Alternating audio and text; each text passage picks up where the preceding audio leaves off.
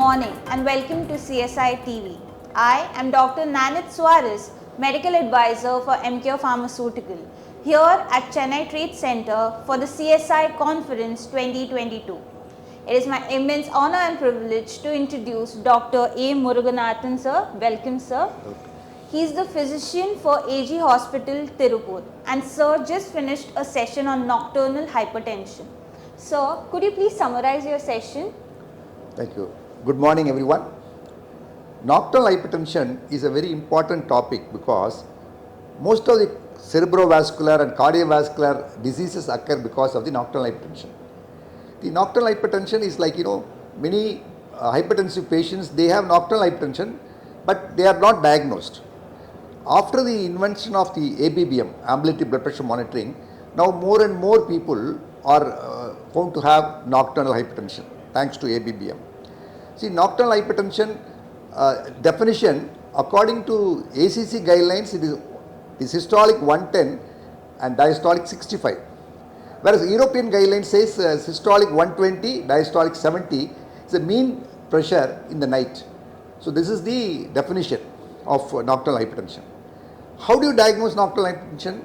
Is by ABBM, ambulatory blood pressure monitoring. Now, thanks to the research, now there are a lot of home blood pressure monitoring devices have come which can also detect nocturnal hypertension. This particular home blood pressure monitor records the blood pressure in the night, 2 a.m., 3 a.m. and 4 a.m. This measurement is as good as the ambulatory blood pressure monitoring. And Kerio et al. Have found out this home blood pressure monitoring is very, very useful in detecting the nocturnal hypertension. The nocturnal hypertension, the pathogenesis is because when you lie down, because of the supine position, a lot of fluid comes to the heart, so left ventricular overload, then vascular changes. Then these people are salt sensitive. Most of the Asians are salt sensitive, and because of that, volume overload.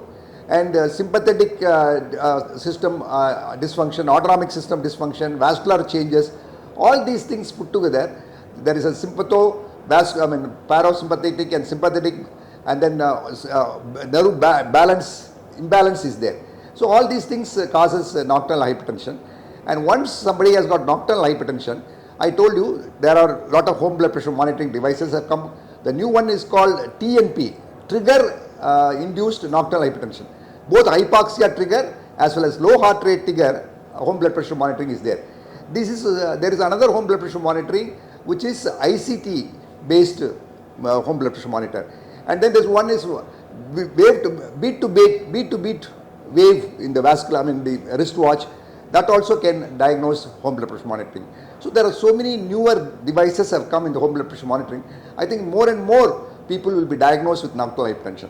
So my main message is somebody who has got hypertensive, it is always better to do a nighttime blood pressure, either with this newer device of home blood pressure monitoring or ambulatory blood pressure monitoring, especially diabetics where there is autonomic disturbance also. They should have ambulatory blood pressure monitoring to find out, to diagnose nocturnal hypertension. Okay, now how do you treat nocturnal hypertension? There are a lot of drugs, ARB, CCB, diuretics. The ARB CCB combination is supposed to be better than the ARB diuretic combination, and then newer inventions like renal denervation, baroreflex stimulation, all these things, SGLT, then mineralocorticoid antagonist, all these things are now useful.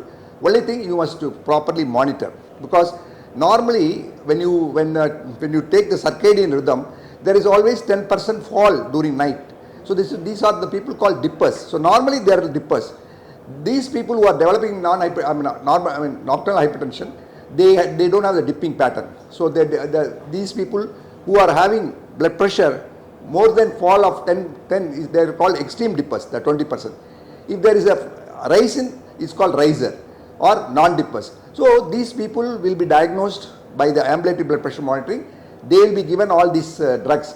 These calcium channel blocker, really when you give them, they changes the non-dipping to dipping pattern. And proper lifestyle, good sleep hygiene. Obstructive sleep apnea people also develop nocturnal hypertension. When these people are having these problems, the combination of carvedilol and CCBs can be tried, And as I said, diuretics, CCBs, ARBs, all these drugs can be tried, and main thing is combination therapy. Preferably, there are certain groups says you give the drugs in the night time, that is better.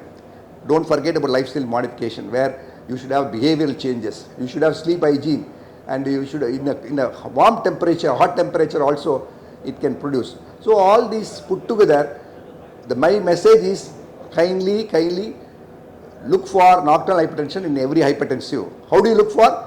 Do an ambulatory blood pressure monitor or a nighttime home BP monitor to diagnose nocturnal hypertension.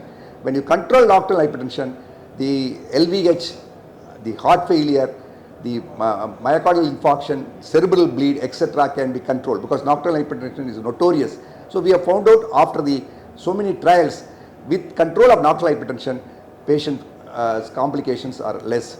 So beware of nocturnal hypertension. Kindly look for nocturnal hypertension, diagnose nocturnal hypertension. Thank you.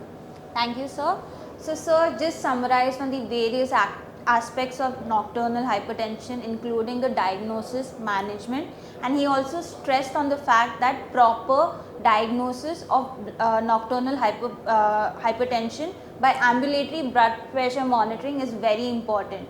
With this, I would like to thank Dr. A. Murugnathan, sir. Thank you so much for sharing your valuable time, and have a good day, sir. Thank you.